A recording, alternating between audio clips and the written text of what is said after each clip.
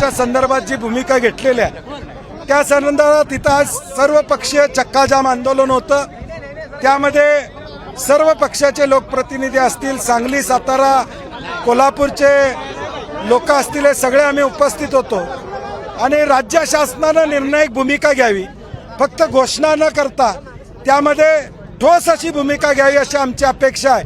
आणि म्हणून आजच्या चक्काजाम आंदोलनानंतर राज्य शासनानं 21 तारखेला 3:30 वाजता बैठक या ठिकाणी बोलवलेले लेखी पत्र आम्ही वर्तमानपत्रात वाचत होतो, बैठक आहे, परंतु लेखी पत्र नव्हतं। त्यांनी लेखी पत्र दिलेलं, आमचं आंदोलन थांबण्यास विनंती केलेली आहे।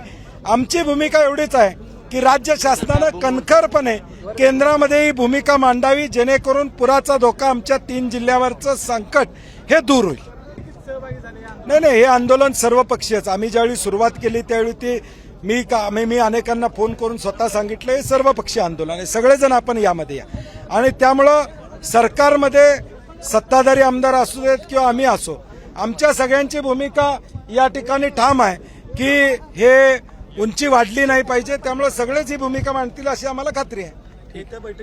नाही, आमचं ऑलरेडी या बैठकीमध्ये योग्य निर्णय नाही निघाला तर आम्ही अगदी अलमट्टीवर धडक मारण्याची सुद्धा आमची तयारी असते। काही जे निकष आलेले आहेत किंवा काही गोष्टी आलेल्या आहेत त्या काही योग्य असतील, परंतु अलमट्टी बाबतीत त्यांचं जे काय या ठिकाणी अभ्यास आहे, मी त्यांच्या अभ्यासावर बोलणार नाही, ते सिनियर अधिकारी राहिलेले आहेत, परंतु आमचं दुमत आहे त्या अलमट्टीच्या विषयावर त्यांनी जे म्हटलेलं आहे की पुराचा फटका बसणार नाही, त्याच्यावर आमच्या सगळ्यांचं दुमत आहे। त्यामुळे त्या कमिटीचा अहवाल कुठंतरी कर्नाटक सरकार उद्याच्या भविष्यकाळात देईल, त्यामुळे तो वडनेरे कमिटी रद्द ही भूमिका शासनाने घेतली।